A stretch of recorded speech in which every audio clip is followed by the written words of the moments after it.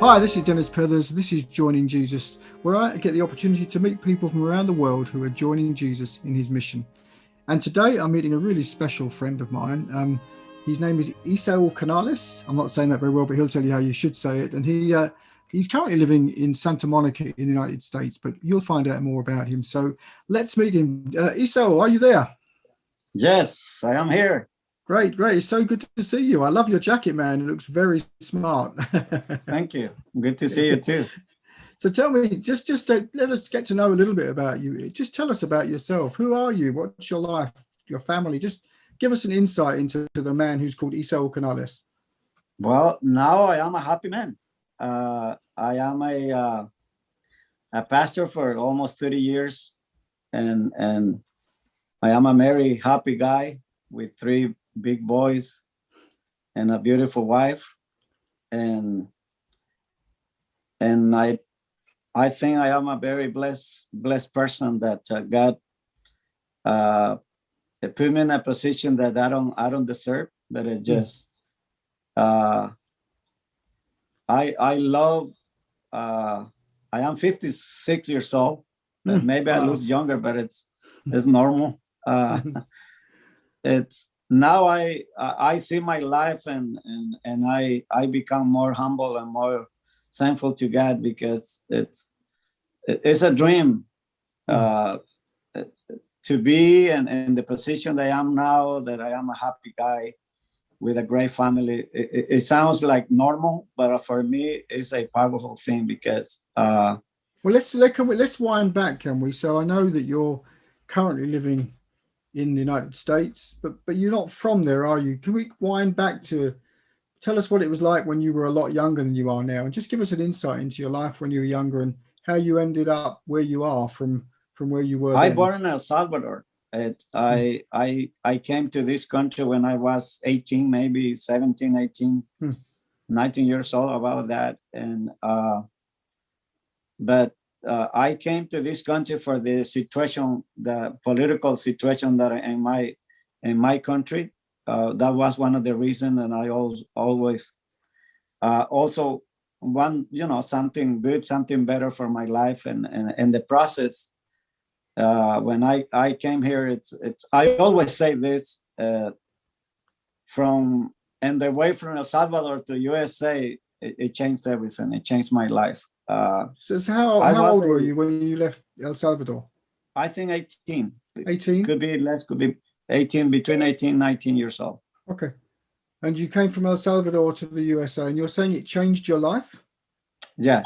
So give us more. How did that happen? I found this on the. Let me ask that again. Let me ask that again because I had a noise from my phone. Could please tell us more? How did that happen? What happened to change your life? Yes, I was a very when I was young, I didn't believe in and it sounds crazy, but it's true. I didn't believe in God. I was very most of the time I was mad with everybody, even though that I have my parents they still alive and they are amazing people. I saw my dad making amazing changes when he became Christian, and then my mom, and then I am the oldest in my family, the oldest, but at the same time, I think was one of the last ones to become Christian. So I have many friends, and I think they impact my life in a negative way because I always want. In my mind, I had the idea to become a military person because maybe that was my ego or something that I want to accomplish. But at the same time, it's because I always was unhappy and mad, and I never saw my life or myself, in church or even though my family they attend church and everything, but I before I came to United States, I used to go to a church, but I always say this. The reason why I went, it was a young lady that I like. So that was the reason why I went. But on my way from El Salvador to here is when I knew I used to read the Bible, and this is interesting because I used to do things that a normal Christian does or do. Mm. So I used to read the Bible. I used to go to church, but I didn't have a personal relationship with God, intimate personal relationship with God. I didn't have it. So how did you get it? Was it on the way?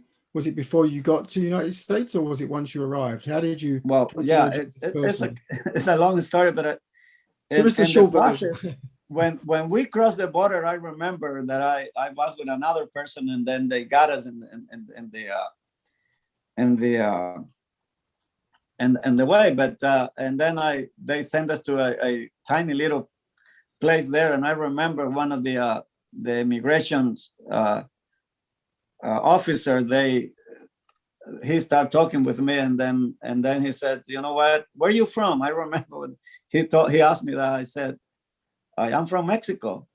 And then he said, no, you're not from Mexico. Where you are from? And then, so I don't want to say it because I don't want to go back. And it's an ego thing, because I always say, I don't want to go back to my country with empty hands. I used to think that. And so this guy, he said, I just want you to be honest with me, and then maybe I will be able to help you. And then he asked me many questions, but at the same time, I told him, do you know that God is in control, and He's gonna help me? I said, listen to this, and He's gonna help me to be able to go to the United States. Wow. And then he started laughing, and then he said, bro, he said, you know what, God, it doesn't have how God will help you. There's no way. But and then I said, you will see, something will happen. And then this guy came back, and then he started asking me questions. He says, you know what, I don't know what happened with me. He said, but you called my attention, and I want to help you. Wow. But I just want you to be honest. And then he said, I'm going to ask you again the same question. Where are you from? And then I said, okay, are you honest person? And then he said, yes. And then I said, well, I am from El Salvador. Oh, there you go, he says. And then he said, why you don't want to go back? I said, no, I don't want to go back. I want to go United States. That's one of my dreams. And then he said, why? Give me a reason why. So I said many things. I remember that I wrote like 14, 15 reasons. And he said, no, it's not that. No. But, and then he said, you have to give me the right reason why you want to go, and then I will help you. I will allow you to go. Wow. And I remember that I said this. I said, you know what? If I go to United States, I will surrender my life to God, and I will serve Him. And then he said, that's the one. Wow. And I am here. So he helped us. He let us go, and you know, and so God, in a kind of, you know, I'm thinking as I'm listening to you, Esau, and I'm thinking people that are watching this and thinking, I can see people kind of thinking, man, what an amazing intervention from God, really, because, you know, when you think about border control, I've been into the United States dozens and dozens and dozens of times, and you know, I don't think of border control people asking the question the right, or you know, they're not looking for the right answer is to surrender to God. So clearly God was in it. Okay, so you get into the United States, and let's roll forward a little bit. Tell us about, just very quickly, because I want to get to some other questions. So you've met a lady who's now your wife, and you have children. Just tell us a little bit about your family. Yes, I remember in 89, I went to do a conference to Mexico, and I met, it was a group of young fellas that maybe 70, 75 young, you know, guys there. And then I saw a beautiful lady there. And so I met my wife there. And it's funny because I did something crazy that I met her. It was a big group, but I saw her and I knew then that she will be my wife. And then I told her this. I said, her name is Lupita. And then I told her, Lupita, I said, you will be the mother of my 3 kids. And back then I give her the names of our kids. And I mean, I said, David, Benjamin, and Jocelyn. We had 3 boys, so I changed it from Jocelyn. I changed it to Daniel, but we had 3 kids. And I think God gave me the most amazing woman. I always say this and as a joke. I have the best Mexican lady in my home. I mean, God gave me an amazing woman that loved God, and she was a social worker in Mexico. There's no way why she will come to United States, but and then God changes everything. And they gave us the opportunity to start together, and we've been married for 29 years. It's interesting speaking to you, Esau. As you're talking, I was thinking sometimes when I do these interviews with people, I think, you know, what would I call this interview if I was trying to sum it up? And already I think what I would call this interview, just talking with you, is God changes everything, because it sounds like throughout your life that's what God has done.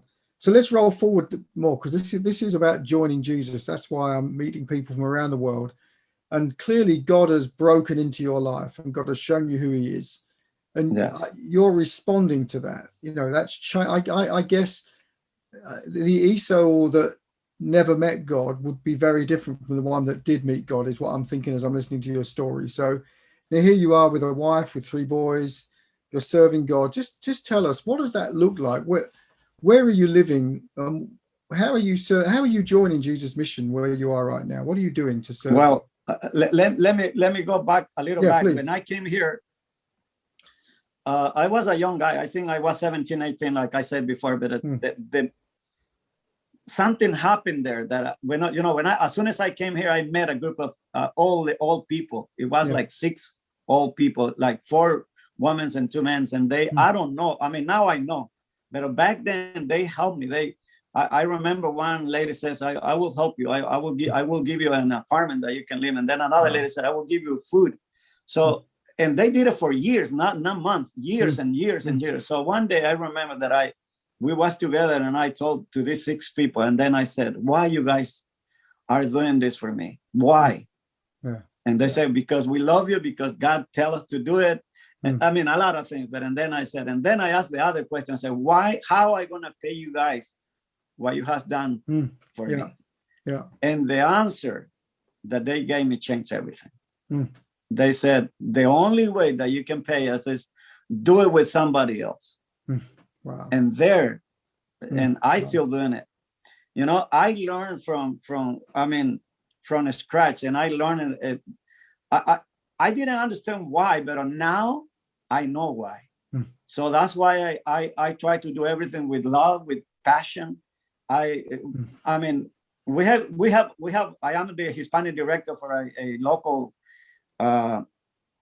association, and we have 100 plus churches, a lot of churches, and I always love to share, to help, and because what those group of old people did in my life, I learned from it's something special, that you have to have passion to do things, and it doesn't matter where you are, where you came from, because when they did that to me, they didn't know me at all, but I knew then that it was God.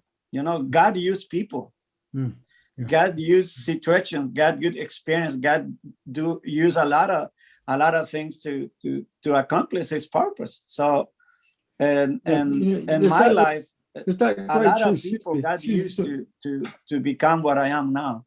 Let me just sorry I interrupted you. Forgive me for that, but just as you were sharing that song and that truth from the Bible hit me, that freely you have received, freely give, that real deep truth. We've received so much, haven't we, from God, so much. And what you're saying is that what you learned through those people was that what you've received, the best response to that is just to pass it on, so other people can receive, and they can pass it on, and other people can receive. And I just love that. I think it's so simple, but it's so deep at the same time. Yes, when I see myself, and when I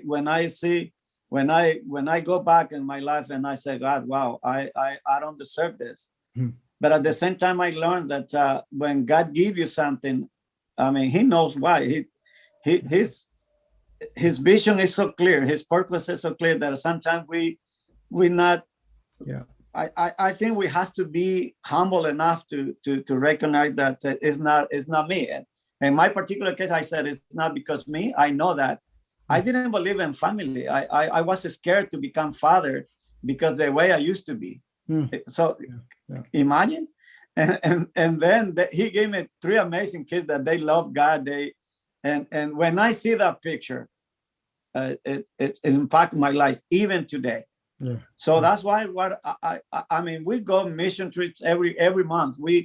I am involved in many things because it never will be enough. And when I become part of the rooftop, I think I saw a picture so clear that I said, wow, this is what I love. And you know the way we met. And when I saw you at that in my office there in the association, and when I saw the vision, the purpose, and the mission of this ministry, I said, wow, this is me. There's no way I don't want to be part of this. And so I think Hey, let me I ask can put it in a word. Let me ask you something, please, Yes. because I know you do things that you go on mission trips and you pastor a church and you also work with the association. But I've been with you many times since we got to know each other through the connection that we now have. And what really impresses me about you, if I'm honest, is all those things are great, but it's just that following Jesus for you just seems to be such a kind of natural part of your life. It's not, you don't have to be on a stage or in a project to do it. It just seems to be, as Esau goes through life, Esau somehow just brings Jesus to people. That's how I feel when I'm with you. So just help us to kind of get a feel of that. So you're living in Santa Monica. There you are among all these different people, all very wealthy people, every one of them are, maybe. People that have got everything they could ever want in life. How do you ever, and maybe that's true or not true, but how do you join Jesus' mission in that community and help those people that you're living among to find out who Jesus is? What are you doing? Well, I almost crying right now because it's unbelievable. I think you have to be a honest. When I see myself and we started doing many different things here in our city to be able to try to go and share the gospel with these people. And when I see their reaction, I can see myself. And that's why I can do the connection, because I understand why they react that way and why they said what they said, because I used to be like that. So, but when I have a lot of friends around here and we do a ministry. We have a pantry here and there's a lot of people. I have great connections here with the people because for a simple reason, I don't act like I am a reverend, like I am a pastor, and you have to make an appointment to talk to me. I am that simple guy that when those old people help me and I can make the connections, and I say, well, they need God. I wasn't in the same position. When you do that connection with people, they won't fight with you. They will feel like something is going on, because when you say, I understand why you feel that way. I understand why you react the same way. When people talk to me about God, I react negative. I become mad. So when I see people like that, and I say, wow, I understand why. So you have to, I think God, he always have a purpose. And the way I see it, we have to be more normal. It sounds crazy, but you have to be normal. You don't have to tell people, well, you have to believe in God, otherwise you're going to go hell. They already know that. That they don't have a great relationship with them. But I said, you know what? I was worse than you. I used to do crazy things more than you. And they say, what? How you make that change? Yeah. So that's the question. So we have to allow God. And sometimes when we said, a lot of people say, I don't believe in God. I remember I have a friend. Yeah. That he's from India. And I live next to a college here, and I allow him to park here. And then I remember that when I mentioned to him God the first time, he get mad with me. Because he said, I don't believe in God and I don't believe in this. So he gave me a lot of different reasons why he don't believe in God. But we continue talking, and then he said, you know what? He says, and I become his friend, and I love him. And then I remember one day that he said, before I go back to my country, he says, I want to say thank you, because he said, you love me. It doesn't matter my religion. And then he says, I want you to know more about your God, because he said, the way you are. So sometimes I think we have to be humble enough to be able to share the gospel, not only that because we are the leaders of the church, but the only thing that the Bible asks, God asks, is go and share what I have done in your life. And I think if we do, everybody agree with me, or we are aware that it's just to share your experience. When I talk to people, how God changed my life, they say, what? Are you serious? Yeah. Because it's not we used to be and what we are right now. So when the people say, wow, it's a chance that I can change my life. And I think that impact people. But there's something you said, I get that, Esau, about opportunities to share how God's changed our life. But I think there's something else you said, which I want to ask you to say just a bit more about. Even before that, even before we have the opportunity to share how God has changed our life, something else is happening. And that you shared it just now. Your friend from India who used to park in the parking lot, who you built a friendship with. And then, as you said, you mentioned God and he got mad. But then what you said after that was really important, I think, because what you said was that he said to you that it was your life. He said, your words were, I think, it's who you are. Because of who you are, I want to find out more about your God. Yes. And that is, I think, we talk about joining Jesus' mission. And for some people, they think that means they have to learn programs and lots of Bible verses. And I'm not saying there's anything wrong with those things at all. But something that is so often gets missed is what really makes people curious about Jesus, I think. And I think it's what you're saying.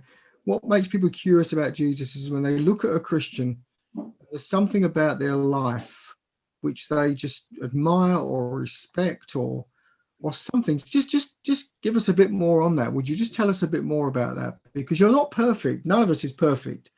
But you talked about being honest and being real. Could you just say a bit more about that? Would you please? See, I think as a pastor, I can tell you this. Sometimes I think it's a when we try to convince somebody to become Christian, like just for example, and we just take 5 minutes and we give them all the verses and it's nothing wrong with that. But I think the best way this is my personal experience. I think we have to use another avenues in order to be more effective. People, I mean, I go back and I see myself when somebody come and say something, I close the doors. I say, I don't want to hear about that. But when you become a friend, when you, let me give a good example. I have a group of people that we play volleyball every Monday. And I remember one day, it was a lady that he was in charge of the best team because she already had a good team of players. They play great. So I love volleyball, but I'm not the best. So I remember that I made a mistake and then he yelled at me. He said, man, come on. I don't want to lose because you come on, do something. And then another person said, don't you know who that guy is? He said, he's a pastor. Yeah, right. She said, no way. And then we finished the game and he says, are you a pastor? And then I said, yes. And I said, those kids, those 3 kids, they are my kids. They are my, I said, no wonder they don't say bad words. He said, no wonder they never complain. They are great. And I said, are you serious? Are you a pastor? So now that person helped me every Wednesday and our ministers here and she became my friend. So what I am saying is, I don't go for the world saying I am the pastor. I am a pastor, and that's why you have to listen to me. And then she became my friend. I spend time. I invest time in her. I said, I help with issue that she has, and then she opened her heart. She became my friend, and I help her in different ways. And so I think it's the best way to be effective to share the gospel is not just to tell the people God is amazing. They have to see you and you. Yeah, it's the best way, because I mean, it's when I share the changes that God has made in my life, yeah, it's nobody they will complain about that. They will say no, it's because it's true. yeah. So I think it's the most powerful way to share the gospel is people they can see what God is capable to do. Yeah. And when they see it in a person like them, it's a simple person, a simple guy. I always say a short guy from El Salvador. I mean, I am an ordinary guy. I always say this, an ordinary guy like anybody else. But and then God put the extra, and I become extraordinary. Not because me, it's because Him. And when I talk about God, I do it with passion, with love, and I give Him the glory because He's the only one. I always say God can change your life. Yeah. And not because I say it, because He did it on me. And that makes a big difference. Man, it makes a huge difference. I could spend all day with you, but we're pretty much out of time. But I'm going to ask you one more little thing in just a moment. But just listening to you, brother, it's the theme. So many themes are running through my head, and one that just came to me as you were speaking. Then it's like a thing that weaves through the whole of your life. It seems to me, is that the secret to it all seems to be, and God is obviously at the center of all of this, but the secret seems to be, with God, He's your friend. So make a friend and be a friend. And that person then can become a friend with God, and they can make a friend and be a friend, and on it goes. And this whole, you talked so much about just being a friend to people, friendship and actually just wanting to be with people not because you're anything special, not because you want to ram any truth right into them, but because you genuinely believe, this is what I think, Esau, you genuinely believe that God loves you and God loves them. And so a connection begins. Let me ask you this final question, if I may. I've not prepared you for this, so but I'd like you to just say really what comes out of your heart. Just get it out there. So a lot of people have been listening to you, I hope, watching this and thinking, well, yeah, Esau, great, or maybe, I wish I could do that, or whatever. Different ways people are responding. But if you had a moment, which you have got, just to, in a few words, just a couple of sentences, to say to whoever's watching this, this is how I'd want to encourage you. This is how I'd want to inspire you to get involved in Jesus' mission where you are. What would you say is one or maybe two of the really big things you'd like to pass on to anybody that's watching this? Well, first of all, I think from my personal perspective, I used to be a very ego person that I always said, oh, I am in control. I want to live my life, the way I want it, because it's mine and I can do whatever I want. So I don't want to listen to you. I don't want to do this. I don't want to do that. And that was me. But I remember, like I said before, on my way to El Salvador to here, when one day I surrendered my life to God, and I said, God, it's not me. I didn't have no peace. I was an happy person. And now I am the happiest old man in the whole world, because I surrendered. I said, one of the thing that impacted my life is I knew that now I know that God cares, and when you know that He cares, and then He can make the changes that we need, that I need. Because as a pastor, I feel bad sometimes because I see the needs of people and I try to do my best, but I know sometimes I have limits. I cannot do everything. But and at the same time, I said, wow, but I know who can do it. And so I share that. And